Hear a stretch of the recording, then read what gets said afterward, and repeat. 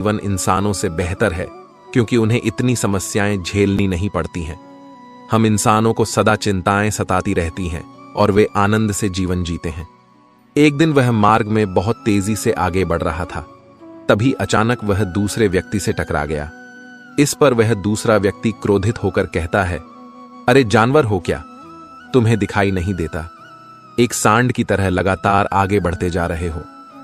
इस पर वह पहला व्यक्ति कहता है, काश आप जो कह रहे हैं वही सत्य होता, लेकिन दुर्भाग्यवश मैं एक मनुष्य हूं। उस पहले व्यक्ति के मुख से यह सुनकर उस दूसरे व्यक्ति का क्रोध शांत हो गया। वो उस पहले व्यक्ति से कहता है, लगता है तुम बहुत दुखी हो, वरना सौभाग्य की बात को दुर्भाग्य ना कहते, क्योंकि एक इंसान का जन्म पाना तो बड़े ही सौभाग्य की बात है। मनुष्य का जीवन बड़ी कठिनाइयों से मिलता है और तुम हो कि एक जानवर होना चाहते हो। तभी वह पहला व्यक्ति कहता है, मित्र, क्या आपने कभी किसी जानवर को आत्महत्या करते हुए देखा है? क्या आपने कभी किसी जानवर को किसी दूसरे जानवर को धोखा देते हुए देखा है?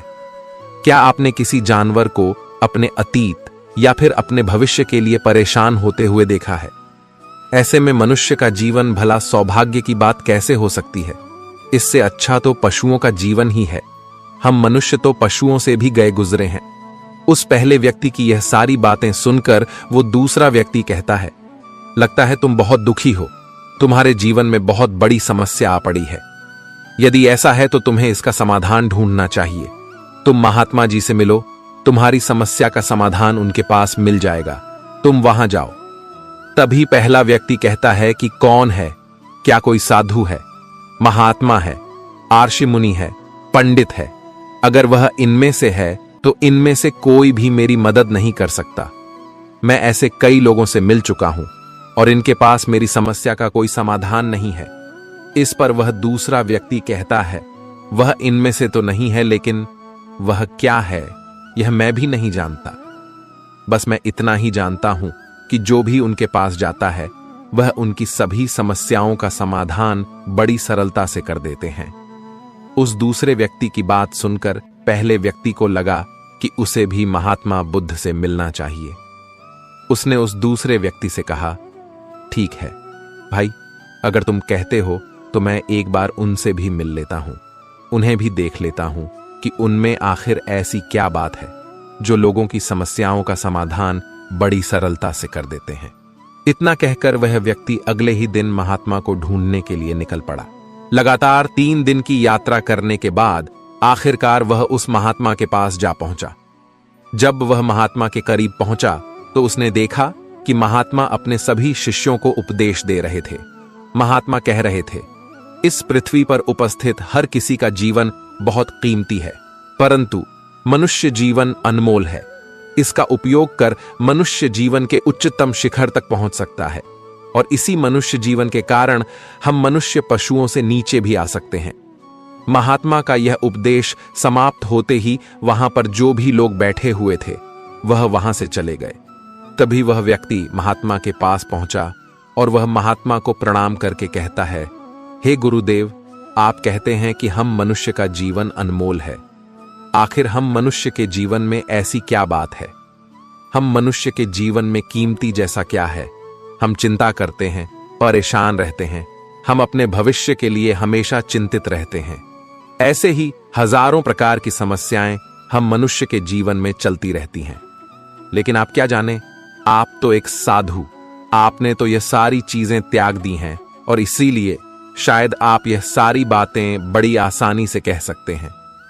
मुझे तो यही लगता है कि मनुष्य का जीवन बहुत ही कठिन है, हमें इसे समाप्त कर लेना चाहिए। आपने कभी पशुओं को देखा है? न तो वह चिंता करते हैं, ना ही उन्हें किसी तरह की तकलीफ होती है, ना ही वह कोई परेशानी में रहते हैं। वह तो अपना जीवन मौज मस्ती में जीते हैं, ना ही उन्हें अपने भूतकाल की चिंता होती है और ना ही भविष्य की, ना ही वह किसी को धोखा देते हैं और ना ही किसी से शिकायत करते हैं। वो तो बस अपना जीवन जीते रहते हैं। और वहीं दूसरी तरफ हम मनुष्य का जीवन ठीक इसका उल्टा है। मुझे तो यही लगता है कि मनुष्य का जीवन पशु के जीवन से भी बदतर है। मनुष्य जीवन एक श्राप है जो हमें मिला है। ऐसे में आपको मनुष्य जीवन में ऐसी क्या विशेषताएं नजर आती हैं जो आप लोगों को झूठ बताते रहते हैं कि हाँ, मनुष्य का जीवन बहुत कीमती है, बहुत मूल्यवान है।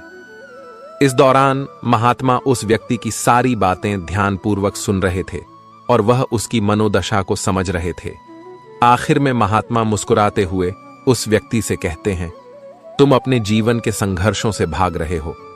यदि तुम संघर्ष करोगे ही नहीं तो जीवन सफल कैसे बनेगा?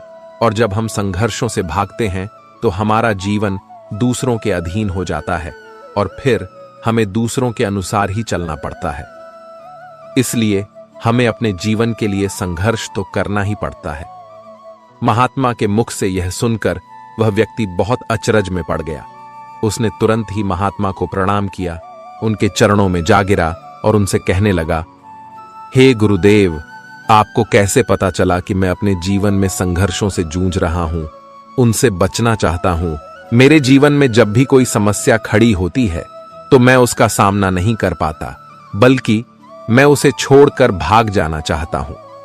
आगे महात्मा उस व्यक्ति से कहते हैं, तुम्हें लगता है कि पशुओं का जीवन हमसे लाख गुना अच्छा है, क्योंकि वह अपना जीवन खुद समाप्त नहीं कर सकते, क्योंकि वह किसी को धोखा नहीं देते और ना ही आने वाले भविष्य की चिंता करते हैं।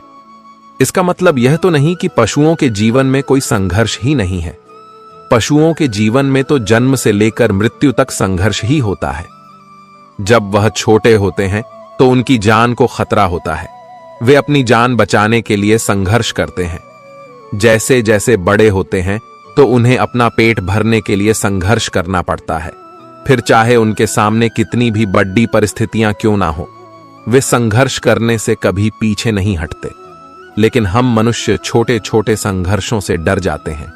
अगर हम उन पशुओं की तरह अपने जीवन में संघर्ष करने लगे तो मनुष्य का जीवन अपने आप ही सफल हो जाएगा। इतना संघर्ष अगर एक मनुष्य अपने जीवन में कर ले तो वह जो चाहता है वह कर सकता है, उसे पा सकता है। लेकिन इतना संघर्ष करने के बाद भी वह अपने जीवन में कुछ भी नहीं कर पाता। वास्तविकता तो यही है कि बिना संघर्ष के कोई जीवन है ही नहीं। बिना संघर्ष के हमारा जीवन चल ही नहीं सकता। फिर चाहे कोई राजा हो या भिखारी, सबके जीवन में संघर्ष तो है ही। जो भी इन परिस्थितियों के खिलाफ संघर्ष नहीं करता, फिर चाहे वह मानव हो या पशु, उसका नष्ट होना तय है। इस पर वह व्यक्ति कहता है, हे गुरुदेव, क्या आप मुझे कोई ऐसी चीज दे सकते हैं जिससे मेरे जीवन के सारे संघर्ष हमेशा हमेशा के लिए मुझसे दूर हो जाए? मेरी सारी चिंताएं, सारी समस्याएं, सारी परेशानियां हमेशा हमेशा के लिए खत्म हो जाएं और मेरा जीवन हमेशा हमेशा के लिए सुखमय बन जाए। उस व्यक्ति की यह बात सुनकर महात्मा एक बार फिर से मुस्कुराने लगे और उस व्यक्ति से कहते हैं, वत्स, मैं तुम्हें वह चीज तो नहीं दे सकता, लेकिन हां, मैं तुम्हें वहां तक पहुंचने का रास्ता जरूर बता सकता हूं। यदि तुम वहां तक पहुंचने का संघर्ष कर लो तो तुम वहां तक पहुंच ही जाओगे और तुम्हें वह चीज मिल जाएगी। लेकिन मेरी एक बात और याद रखना कि इसका अर्थ यह भी नहीं है कि इसके बाद से तुम्हारे जीवन में परेशानियां या फिर समस्याएं आनी बंद हो जाएंगी। तुम्हारे जीवन में परेशानियां और समस्याएं तो आती ही रहेंगी, लेकिन उनका प्रभाव तुम पर बहुत कम हो जाएगा। तुम्हारे जीवन में दुख और समस्याएं तो आएंगी, लेकिन वह तुम्हें छू नहीं पाएंगी। और ऐसी अवस्था में चाहे तुम्हें कोई कितना भी दुख देने का प्रयास क्यों ना करें, तुम्हें चाहे कोई कितना भी धोखा देने का प्रयास क्यों ना करे, तुम्हें कभी भी धोखा नहीं मिलेगा। सब कुछ तुम्हारे पास ही होगा, लेकिन फिर भी वह तुमसे दूर रहेगा। महात्मा की यह बात सुनकर व्यक्ति महात्मा के सामने दोनों हाथ जोड़कर कहता है, हे गुरुदेव, बताइए वह चीज क्या है और मुझे कहां मिलेगी? मैं उस चीज को पाने के लिए कुछ भी कर सकता हूं। मैं अपना पूरा प्रयास लगा दूंगा, लेकिन उस चीज को हासिल करके ही दम लूंगा। इस पर महात्मा ने उस व्यक्ति से कहा, सोच लो वत्स, एक बार यदि तुमने रास्ता शुरू कर दिया तो तुम्हें उस रास्ते पर चलते ही रहना होगा जब तक कि तुम अपनी मंजिल को पा नहीं लेते, और यह रास्ता अत्यंत संघर्षों से भरा होगा। क्या तुम अपनी मंजिल तक पहुंच पाओगे? इस पर व्यक्ति कहता है, आप मुझे वह मार्ग बताइए, मैं उस पर चलूंगा, मैं अपनी अंतिम सांस तक संघर्ष करूंगा, लेकिन उस चीज को हासिल करके ही दम लूंगा। इस पर महात्मा कहते हैं, तो सुनो, उस चीज का नाम है शांति, जो तुम्हारे मन के भीतर गहराइयों में है। जैसे यह समुद्र की लहरें ऊपर से तो बड़ी तीव्र नजर आती हैं और उछाल मारती हैं, जिन्हें देखकर हमारा मन घबरा जाता है, परंतु ठीक इसी के विपरीत उसकी गहराई में वह बहुत ही शांत होती है। और ठीक इसी प्रकार हमारे मन की गहराइयों में भी वो शांति छिपी हुई है। तुम्हें अपने मन की गहराइयों में उस शांति को खोजना होगा, उस शांति के लिए संघर्ष करना होगा। और अगर तुम रास्ते से नहीं भटके तो जैसा मैंने तुम्हें कहा है वह सब तुम्हें मिलेगा जो तुम चाहते हो। महात्मा बुद्ध के मुख से यह सुनकर वह व्यक्ति कहता है, हे गुरुदेव, मैंने तो सोचा था कि आप मुझे कोई ऐसी वस्तु बताएंगे जिसे मैं किसी भी हालत में खोज लूंगा और उसके बाद मेरा जीवन सुखमय बन जाएगा। इस दुनिया में ऐसी कोई चीज जिसे खोजा नहीं गया, उसे तो खोजा जा सकता है, लेकिन मैं अपने मन के भीतर कैसे जा सकता हूं? वहां भला कौन सा मार्ग जाता है? वहां भला ऐसी कौन सी सवारी जाती है जिस मार्ग पर मैं चलकर वहां तक पहुंच सकता हूं?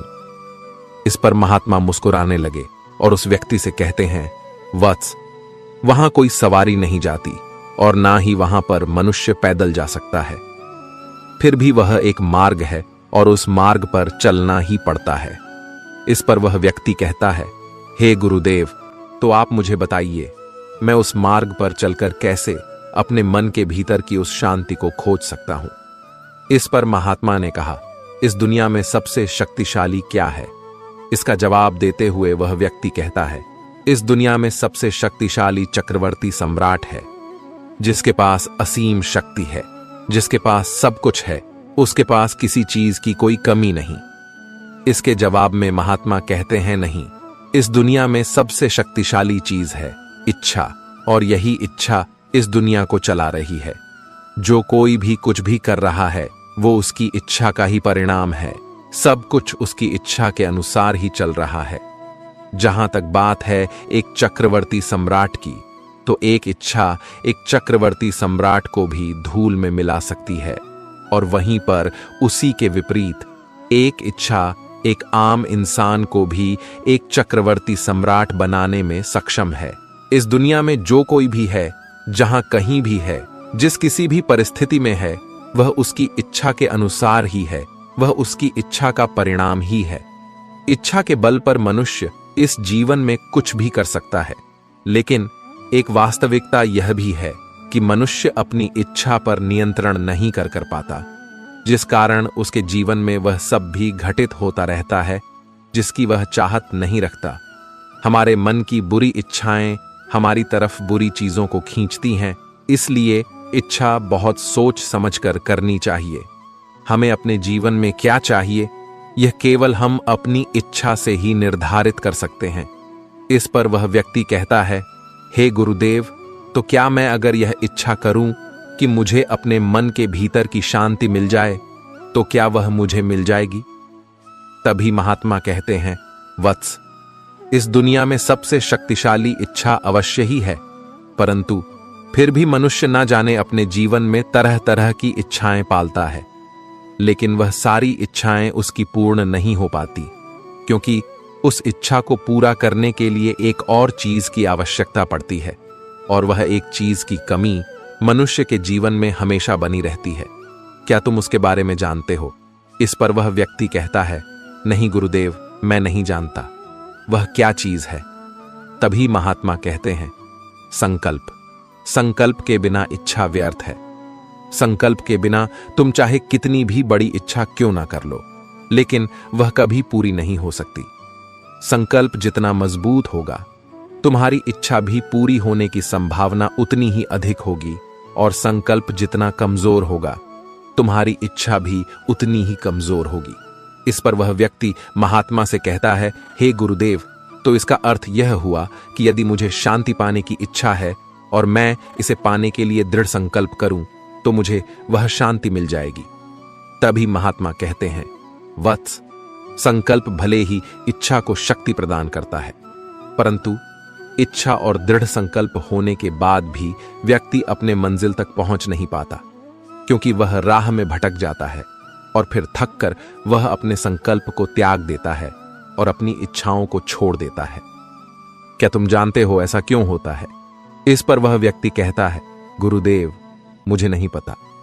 तभी महात्मा कहते हैं, क्योंकि किसी भी मार्ग पर चलने के लिए उस मार्ग का ज्ञान का होना बहुत आवश्यक है, और यह ज्ञान हमें उस मार्ग पर चलकर ही मिल सकता है, न कि केवल बैठकर सोचने से। और जब हम उस मार्ग पर चलते हैं तो हमें छोटी मोटी दिक्कतें, समस्याएं, परेशानियां आती ही रहती हैं, और हम उन छोटी छोटी समस्याओं में फंस कर रह जाते हैं और हमारा संकल्प टूट जाता है। हमारी इच्छा उन छोटी छोटी समस्याओं के सामने कमजोर पड़ जाती है और हम उन समस्याओं के सामने घुटने टेक देते हैं, हार मान लेते हैं, और हमारा पूरा का पूरा जीवन फिर उन्हीं समस्याओं के इर्द गिर्द घूमता ही रह जाता है और पूरा जीवन वहीं पर समाप्त हो जाता है। इस पर व्यक्ति कहता है, हे गुरुदेव, मैं आपकी बातों को समझने का बहुत प्रयास कर रहा हूं, लेकिन मुझे आपकी सारी बातें समझ नहीं आ रही। कृपया करके आप मुझे साफ और स्पष्ट तौर पर समझाने का प्रयास करें। महात्मा ने उस व्यक्ति से कहा, वत्स, मान लो कि तुम्हें किसी गांव में जाना है और वहां पर किसी व्यक्ति से मिलना है, और तुमने यह दृढ़ संकल्प किया है कि तुम उस व्यक्ति से मिलकर ही रहोगे। तुमने अपना सफर तो शुरू किया, लेकिन काफी वर्षों के प्रयास के बाद भी ना तो वह गांव खोज पाए और ना ही उस व्यक्ति से मिल पाए। तो ऐसे में क्या हुआ? इसके जवाब में वह व्यक्ति कहता है, हे गुरुदेव, भला ऐसा कैसे हो सकता है? यदि मैं जीवित हूं और वह व्यक्ति भी जीवित है जिससे मैं मिलना चाहता हूं, और मुझे वह गांव पता है, तो मैं उससे अवश्य ही मिल लूंगा। तभी महात्मा कहते हैं, वत्स, तुम्हें उस गांव का नाम पता है और तुम्हें जिसे मिलना है उसका नाम भी तुम्हें पता है, पर तुम्हें यह नहीं पता कि गांव किस दिशा में है। तो ऐसे में तुम कौन सा मार्ग पकड़ोगे और किस मार्ग पर आगे बढ़ोगे? यदि मान लो कि तुमने किसी विपरीत मार्ग को पकड़ लिया, तो क्या वह तुम्हें उस गांव तक ले जाएगा? क्या वह तुम्हें उस व्यक्ति तक मिला पाएगा? इस पर वह व्यक्ति कहता है, इस अवस्था में तो यह कार्य बिल्कुल भी संभव नहीं होगा। इस पर महात्मा मुस्कुराते हुए उस युवक से कहते हैं, वत्स, मैं कब से यही तुम्हें समझाने का प्रयास कर रहा हूं। हमारी इच्छा संकल्प होने के बाद भी हमें सही मार्ग का ज्ञान होना आवश्यक है। शांति को खोजने का जो मार्ग है वह है ध्यान, और ध्यान भीतर होता है, बाहर नहीं। जब तुम अपने भीतर की शांति को खोजने के लिए ध्यान के मार्ग पर आगे बढ़ोगे, अपनी इच्छा की पूर्ति के लिए तुम उस मार्ग पर आगे की ओर बढ़ते चलोगे, तो हो सकता है कि तुम्हारी राह में छोटी छोटी मुसीबतें, दिक्कत या तकलीफ आए, लेकिन तुम्हें उन समस्याओं का सामना करना ही पड़ेगा। तुम्हें उनसे लड़ना होगा, उनसे संघर्ष करना ही होगा, क्योंकि वह मार्ग तुम्हारे लिए बिल्कुल नया है। और पहली बार जब हम किसी मार्ग पर आगे बढ़ते हैं तो हमें यह नहीं पता होता कि अगला पड़ाव क्या होगा और आगे कौन सी कठिनाइयां आने वाली हैं। वो तो हमें वहां पर जाने के बाद ही पता चल पाएगा। वहीं दूसरी तरफ जो मनुष्य इन छोटी छोटी दिक्कतों में नहीं फंसता, अपने संकल्प पर दृढ़ बना रहता है, वह अपने जीवन में वह सब कुछ पा लेता है जो वह चाहता है, और अपनी मंजिल पर पहुंचकर उसे असीम शांति भी मिलती है। और जब मनुष्य अपने लक्ष्य को प्राप्त कर ही लेता है, तब उसे और कुछ पाने की इच्छा नहीं रह जाती। इसी प्रकार यदि तुम भी केवल मार्ग पर आगे बढ़ते रहो, तो तुम भी अपने मन के अंतर तक पहुंच जाओगे, और वहां पहुंचने के बाद तुम्हें किसी चीज की कोई आवश्यकता नहीं पड़ेगी। ना ही तुम्हें कोई धोखा दे पाएगा, ना ही तुम्हें कोई लूट पाएगा, और ना ही तुम्हें कोई दुख पहुंचा पाएगा। उस अवस्था में पहुंचने के बाद ना ही कोई मोह, ना ही कोई चिंता, और ना ही कोई समस्या रहेगी। तुम उस परिस्थिति से बड़ी सरलता से निकल पाओगे, और जब तुम अपने मन की उस शांति को प्राप्त कर लोगे, तो तुम एक पशु तो नहीं रहोगे और ना ही एक मनुष्य रहोगे, बल्कि तुम मनुष्य से भी ऊंचा दर्जा प्राप्त कर लोगे, और फिर तुम्हें कोई भी दुख कभी छू नहीं पाएगा। तुम्हें किसी चीज की कोई परेशानी नहीं रह जाएगी, ना तो भविष्य की चिंता होगी और ना ही अपने बीते हुए भूतकाल की। तुम तो बस अपनी शांति में मग्न रहोगे। महात्मा की यह बात सुनकर वह व्यक्ति महात्मा के चरणों में गिर पड़ा और महात्मा से कहता है, हे गुरुदेव, आपकी बात सत्य है। मैं आपकी सारी बातें समझ चुका हूं, लेकिन फिर भी मेरे मन में एक दुविधा है। क्या मैं अपने पास कोई ऐसी चीज नहीं रख सकता जिससे मेरे सारे दुख, सारी तकलीफें, सारी कठिनाइयां हमेशा हमेशा के लिए दूर हो जाए? इस पर महात्मा मुस्कुराते हुए कहते हैं, वत्स, यदि तुम बाहरी दुनिया से कुछ अपने पास रखना चाहते हो तो तुम उस शांति को पाने का प्रयास छोड़ ही दो, क्योंकि तुम कुछ ऐसा पाना चाहते हो जिससे तुम्हारी समस्याएं कभी समाप्त नहीं होंगी, बल्कि और बढ़ती चली जाएंगी, क्योंकि तुम्हारी समस्याओं का समाप्त होना संभव ही नहीं हो पाएगा। और जानते हो ऐसा क्यों है? इस पर वह व्यक्ति कहता है, ऐसा क्यों है गुरुदेव? इसका जवाब देते हुए महात्मा कहते हैं, क्योंकि बाहर तो पहले से ही शांति है, चारों ओर केवल शांति ही शांति है। हमें तो बाहर की शांति नजर आती है, लेकिन हमारे भीतर की शांति हमें नजर नहीं आती। और जो शांति हम बाहर की ओर देख रहे हैं वह बाहर नहीं, बल्कि हमारे भीतर ही है।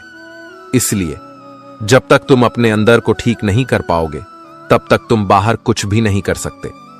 जब तक तुम्हारे भीतर सब कुछ ठीक नहीं होगा, तब तक बाहर कुछ ठीक नहीं कर पाओगे।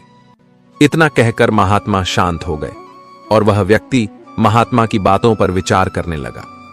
उसके पास महात्मा के बताए गए रास्ते के अलावा और कोई मार्ग भी नहीं था। उसने दृढ़ संकल्प लिया, वह अपने भीतर की उस शांति तक पहुंचकर ही रहेगा। उसने ध्यान के मार्ग को अपनाया और आगे की ओर बढ़ने लगा। अब वह व्यक्ति अपनी मंजिल तक पहुंचता है या नहीं, यह तो उसके संकल्प, उसकी इच्छा शक्ति और उसके मार्ग में लगातार आगे बढ़ने पर निर्भर करता है। उसे यह भी समझ आ गया कि मनुष्य का जीवन पशुओं से बुरा नहीं है, बल्कि उसे जैसा जीवन मिला है वही सही है और उसे वह और बेहतर कर सकता है। यदि आप जीवन की चिंता पर विजय पाना चाहते हैं तो इस लम्हे में जिए, हर सांस में जिए। जो व्यक्ति जितना अधिक सोचता है, चिंता करता है, वह उतना ही दुखी हो जाता है। दुनिया में आज ऐसे लोगों की संख्या बहुत बढ़ गई है जिनकी नींद कम हो गई है। बच्चे से लेकर बूढ़े तक सभी इसका शिकार होते चले जा रहे हैं। कारण सिर्फ एक है कि अपने अंदर उठ रहे असंख्य विचारों का वेग उनको भगाए चला जाता है और सोचते सोचते वह अपने विचारों में खोता चला जाता है और उसकी नींद कम होती चली जाती है। मन दौड़ता चला जाता है।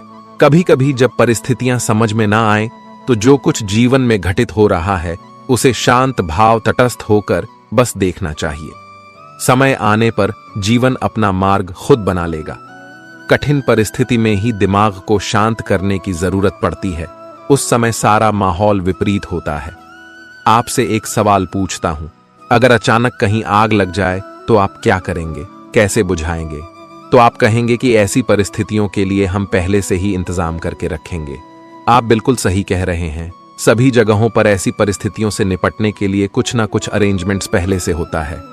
आपको शायद मेरी यह बात अजीब लग रही होगी, लेकिन इसी में आपके सवाल का जवाब है। जैसे आग लगने पर कुआं नहीं खोद सकते, वैसे ही अचानक मुश्किल हालात आने पर मन को शांत नहीं कर सकते। चाहे उस समय कितनी ही मोटिवेशनल स्पीच सुन लीजिए, वीडियो देख लीजिए, भक्ति भजन कर लीजिए, मन शांत नहीं होगा।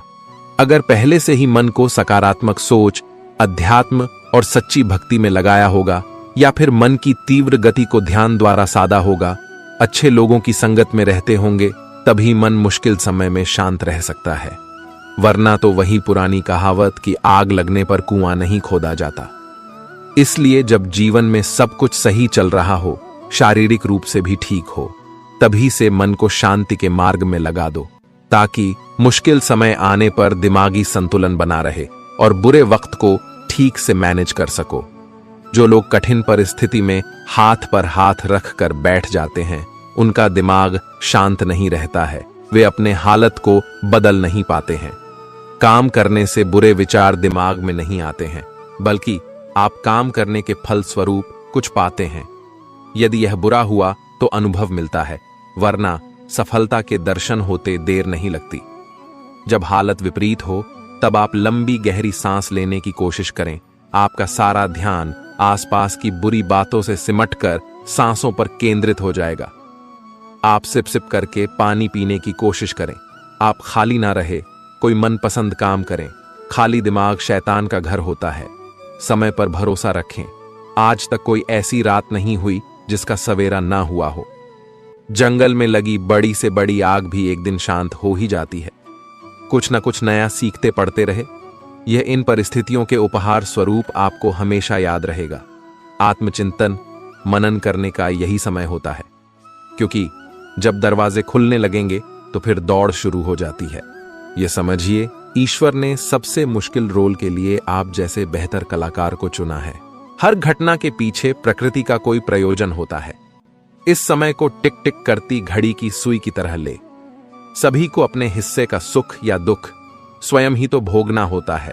सुख में तो फिर भी मिलेंगे लोग आसपास आपको, लेकिन दुख में कोई नहीं आता मदद करने। सभी दूर खड़े रहते हैं और कई बार तो हम दुख में खुद को बिल्कुल अकेला पाते हैं। पर शायद यह सोचना भी पूरी तरह से सही नहीं है। ईश्वरीय शक्ति तो है ना हमारे आसपास, हमारे साथ।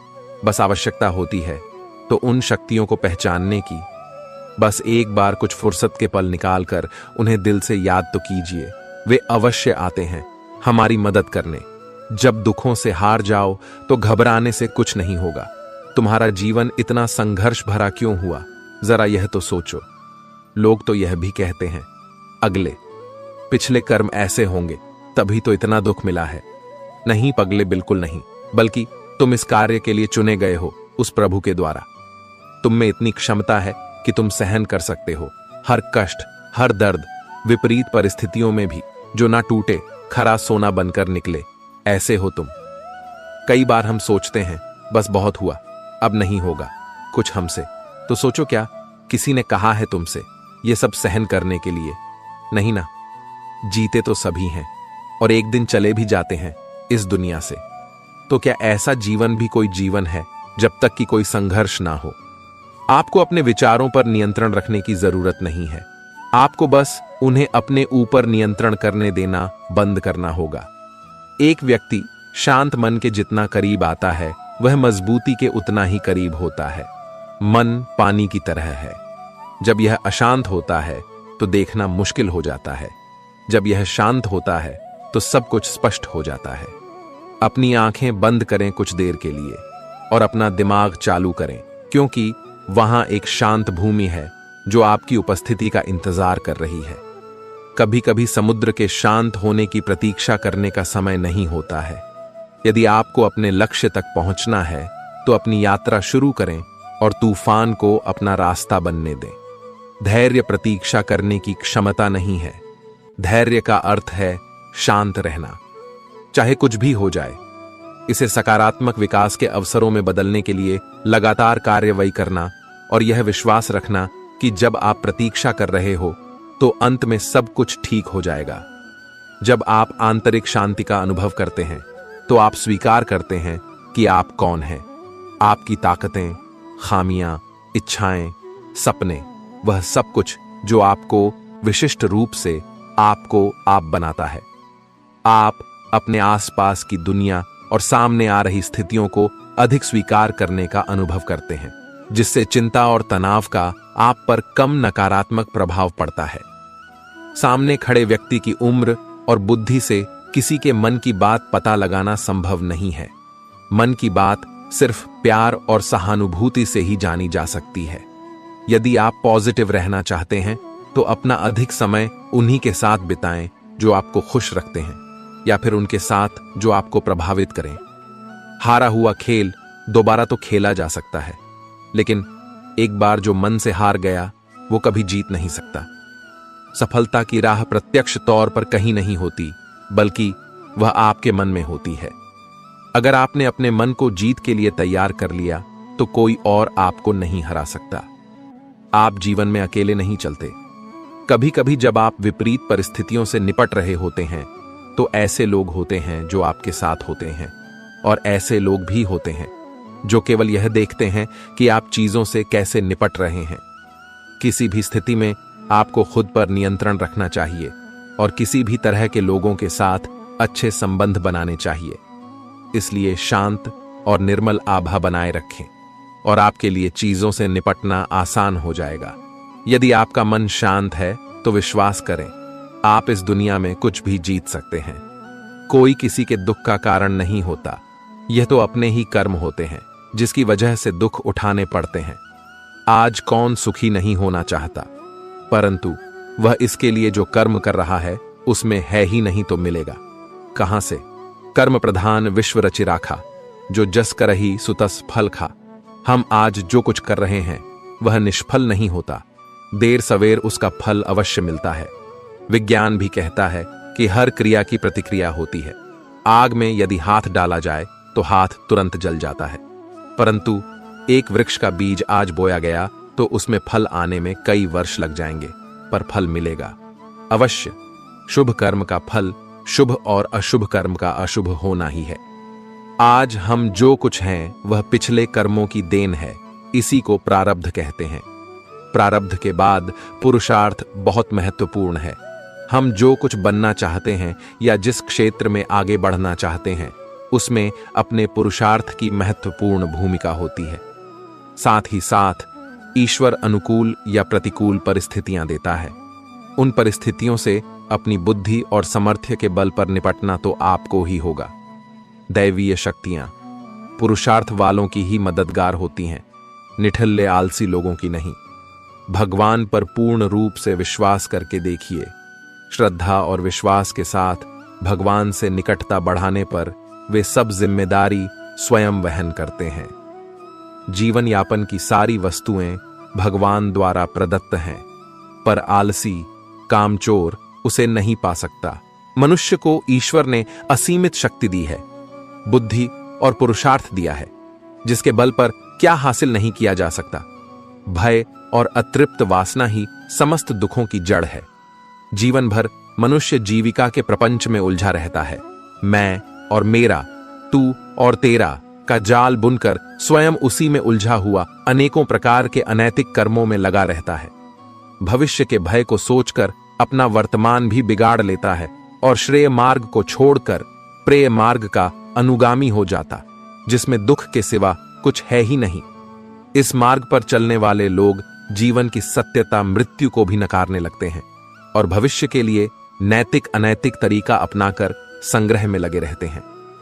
लोभ, मोह और स्वार्थ से ऊपर उठे बिना सच्चे सुख की कल्पना नहीं की जा सकती। सच्चा सुख तो त्याग की राह पर चलकर पाया जा सकता है।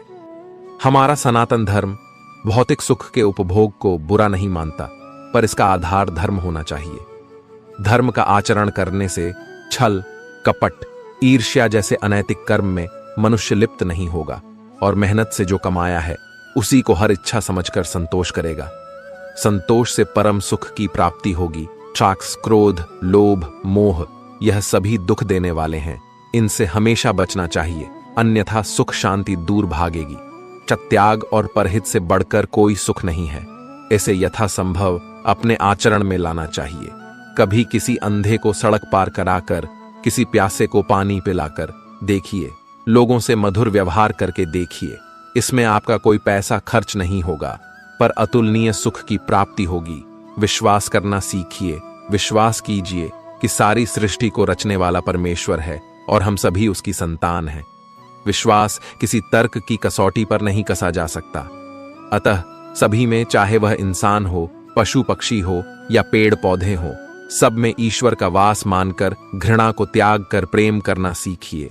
यही सतत सुख शांति की राह है। घर में छोटे मोटे मनमुटाव तो चलते रहते हैं, पर यह कलह के कारण बनकर दुखदायी भी हो जाते हैं। इसका मुख्य कारण है कि हम अध आकार की गांठ तो मजबूती से बांध लेते हैं, पर कर्तव्य की पूरी तरह उपेक्षा करते हैं।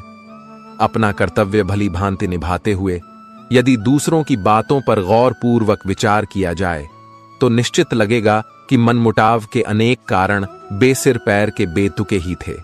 अहम पालने के बजाय यदि कारणों की तरफ सोचा जाए तो मनमुटाव का प्रश्न ही नहीं होगा। सेवा लेने की बजाय सेवा देने का भाव आपकी खुशी कई गुना बढ़ा देगा। प्रेम और मधुर व्यवहार से मनुष्य क्या, पशु पक्षी भी अपने बन जाते हैं। जीवन का मार्ग टेढ़ा मेढ़ा कांटों से भरा है। जीवन कोई फूलों की सेज नहीं है जो आसानी से पार हो जाए। हमें इसी उतार चढ़ाव के जीवन में स्वयं को कैसे आगे बढ़ाना है, यही विचारणीय है। परिस्थितियां तो आपको हंसाएंगे भी और रुलाएंगे भी, पर अपने संतुलन को नहीं खोना।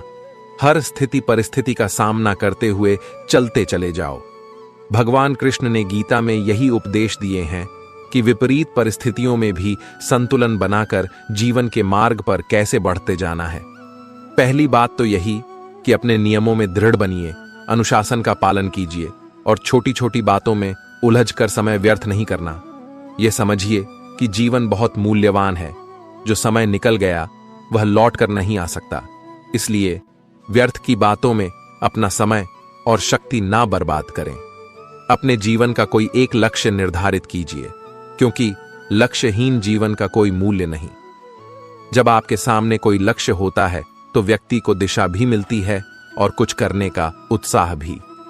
वैर भाव, ईर्ष्या या क्रोध ऐसे दुर्गुण है जो आपकी प्रगति में बाधक हैं। इन सब से हमें दूर रहना है।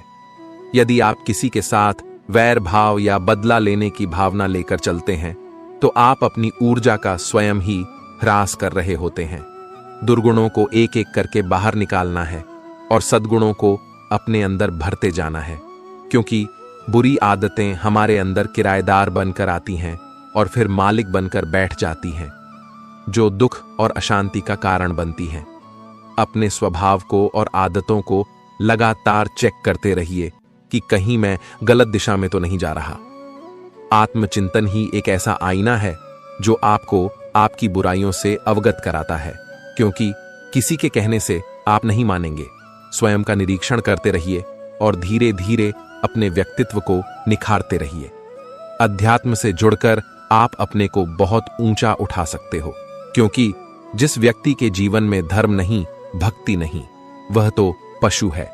अपने जीवन को संतुलित करना, नियमों से बांधना, आध्यात्मिक होना, ध्यान और हर चीज के लिए समय निर्धारित करके चलना, मन में नकारात्मक विचारों को न आने देना, इन सब शुभ कर्मों को ही अपनी ओर आमंत्रित कीजिए।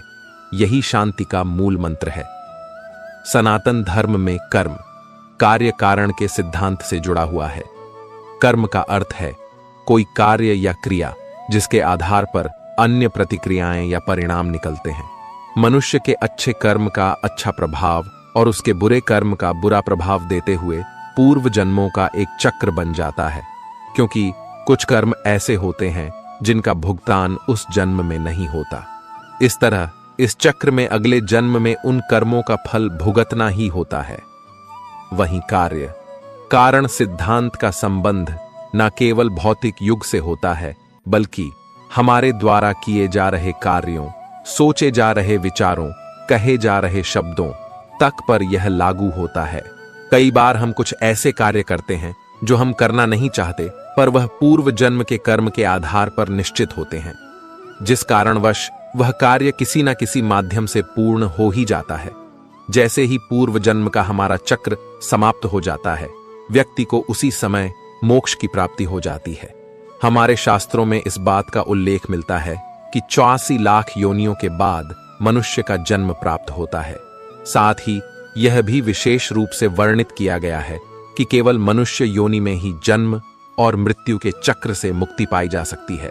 मनुष्य के कर्म का फल उसकी परिस्थिति और दैवीय शक्तियों द्वारा निर्धारित होता है। ऐसा कहा जाता है कि यदि अच्छे कर्म बुरे कर्म की तुलना में अधिक है तो बुरे कर्मों का फल इसी जन्म में और अच्छे कर्मों का फल अगले जन्म में मिलना निर्धारित होगा।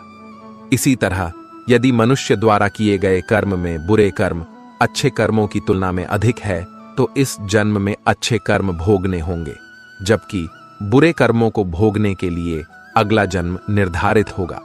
मनुष्य को कौन कौन से कर्म करने चाहिए? मनुष्य को अपने घर परिवार की आवश्यकताओं का ध्यान रखना चाहिए। अधिक पैसा होने के बावजूद जरूरत पड़ने पर उसे संभाल रखना भी बुरा कर्म बताया गया है। उस धन का इस्तेमाल मुसीबत के समय अवश्य करें। धन बचाने के लालच में ना पड़े, अपनी आय से अधिक खर्च ना करें और अपने सामर्थ्य के अनुसार ही दान पुण्य करें। हमेशा अच्छे लोगों की संगत में रहे और दुष्ट, छल, कपटी की संगति से खुद को बचा कर रखें। बुरी संगति हमें अक्सर बुरे परिणाम ही देती है। कभी भी खुद के स्वार्थ के लिए दूसरों का अहित करने का ना सोचें। शास्त्रों में इस बात का उल्लेख किया गया है कि जो जैसा बोता है उसे वैसा ही आगे चलकर काटना भी पड़ता है। कभी किसी व्यक्ति से छल से छीनने का प्रयास ना करें। इससे किए गए सभी पुण्य नष्ट हो जाते हैं और आप पाप के भागीदार बन जाते हैं। गरुड़ पुराण में इस बात का उल्लेख मिलता है कि किसी भी मनुष्य द्वारा किए गए बुरे कर्मों का परिणाम उसके जन्म से लेकर मृत्यु और उसके बाद तक दुखों का कारण बनता है। वह अपनी हर अवस्था में दुख भोगता है। अच्छे कर्म के बनने से पहले हमें इस पर ध्यान देने की जरूरत है कि आखिर अच्छे कर्मों के बनने का सबसे पहला पड़ाव क्या है। मनुष्य के द्वारा किए जाने वाले सभी कर्म उसके विचारों से निर्मित होते हैं। हमारी सकारात्मक या नकारात्मक सोच विचारों को जन्म देती है और वही विचार कर्म बनते हैं। इस तरह सोच सकारात्मक होने पर ही अच्छे कर्मों का निर्धारण हो सकता है। अच्छे कर्म को करने के लिए हमारे आसपास का वातावरण बहुत अधिक जिम्मेदार होता है। कहा भी जाता है कि जैसा वातावरण वैसे हम, इसलिए कोशिश करें कि अपने घर का वातावरण और शरीर का आभा मंडल सकारात्मक बनाए रखें। मृत्यु के पश्चात हमारे भीतर संग्रहित हुए कुछ कर्म अगले जन्म में चले आते हैं, उसे प्रारब्ध कहते हैं। सनातन धर्म में 3 प्रकार के प्रारब्ध का उल्लेख किया गया है। मंद प्रारब्ध जिसे वैदिक पुरुषार्थ के द्वारा बदला जा सकता है। तीव्र प्रारब्ध हमारे पुरुषार्थ और संतों के पुरुषार्थ से बदल सकता है। तीव्र प्रारब्ध अपरिवर्तनीय है क्योंकि इसमें जो होना है वह होकर ही रहेगा। संसार में सबसे बड़ा पाप क्या है?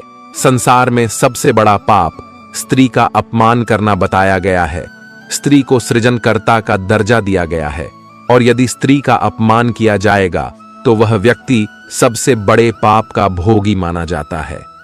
श्रीमद् भागवत गीता में द्रौपदी का अपमान ही महाभारत जैसे युद्ध का कारण बना था।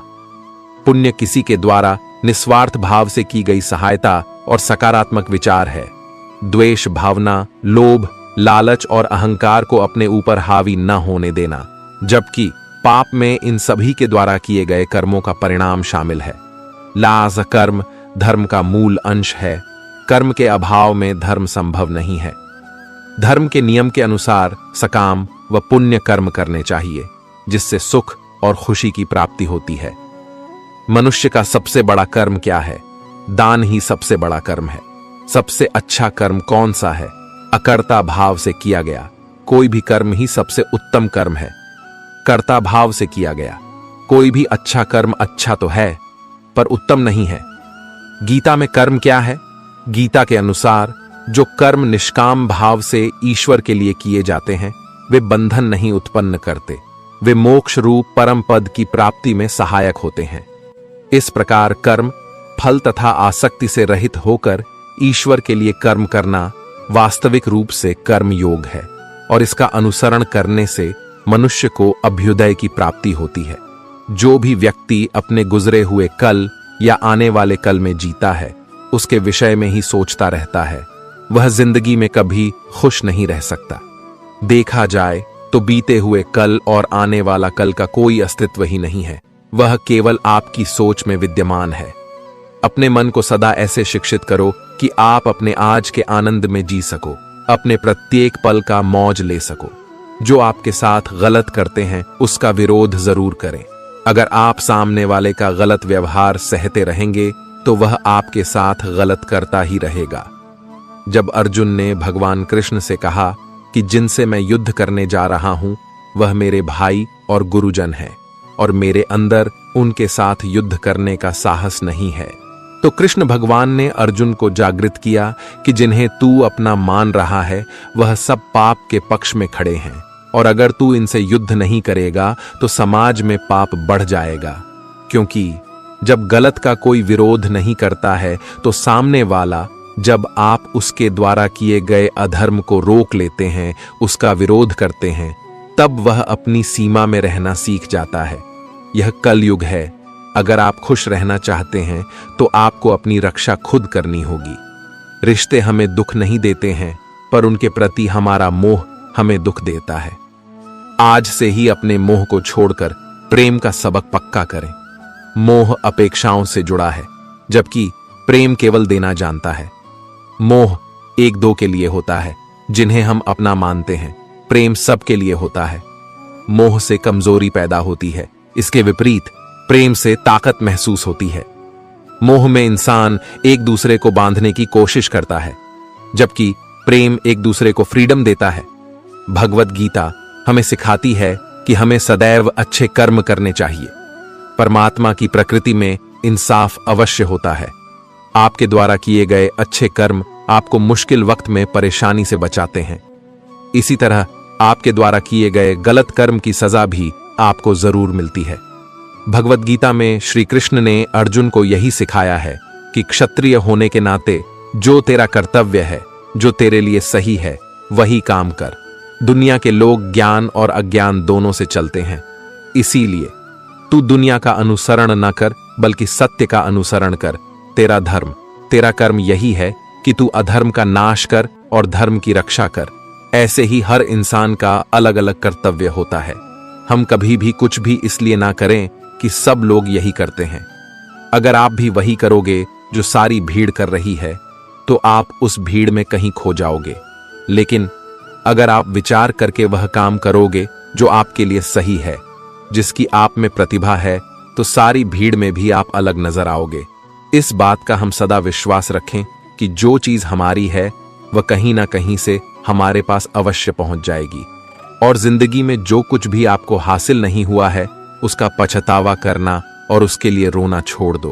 प्रयास करना मनुष्य के हाथ में है, पर उसका फल उसके हाथ में नहीं है। हम जीवन में किसी की मदद करें या ना करें, पर किसी का भी दिल हमारी वजह से ना दुखे। यह बात हमेशा हमें याद रहे। अगर हम किसी का भी दिल दुखाते हैं, तो हमें भी उसका दर्द अवश्य मिलेगा। जब हमारी वजह से किसी का दिल दुखता है, तो हमें पता नहीं चलता, लेकिन जब हमारा दिल दुखता है, तो हमें समझ में आता है। भगवत गीता हमें सिखाती है कि जो कुछ भी होता है अच्छे के लिए होता है। जो हो रहा है उसमें भी कोई भलाई अवश्य है, और जो होगा उसमें दृढ़ विश्वास रखें, अच्छा ही होगा। कभी कभी हमारे जीवन में कुछ ऐसी परिस्थितियां आ जाती हैं कि हमारे अंदर यह ख्याल आता है कि मेरे साथ ही ऐसा क्यों हुआ, या मेरे साथ बहुत गलत हुआ। लेकिन जब वक्त गुजर जाता है, तब हमें एहसास होता है, अगर हमारे साथ यह सब नहीं हुआ होता, तो आज हम इस मुकाम पर नहीं होते। मनुष्य को किसी भी चीज की अति नहीं करनी चाहिए। न किसी से अति का राग, न किसी से अति का वैर।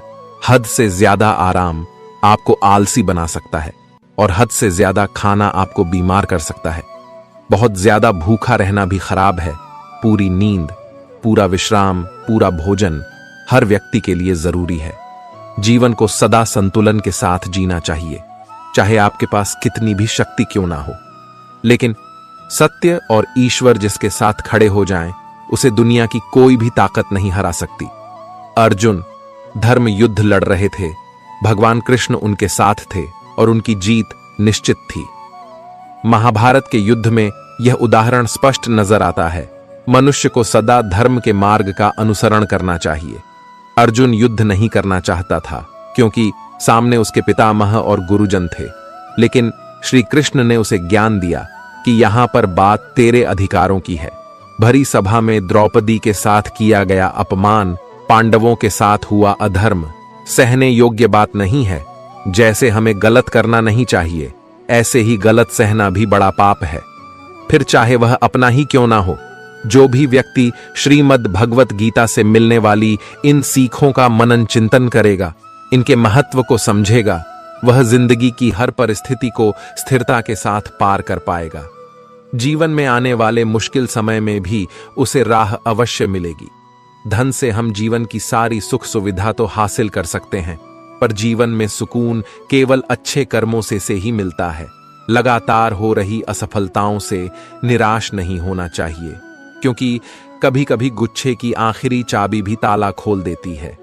रिश्ते चाहे कितने ही बुरे हों, उन्हें तोड़ना मत, क्योंकि पानी चाहे कितना भी गंदा हो, अगर प्यास नहीं बुझा सकता, तो आग तो बुझा ही सकता है।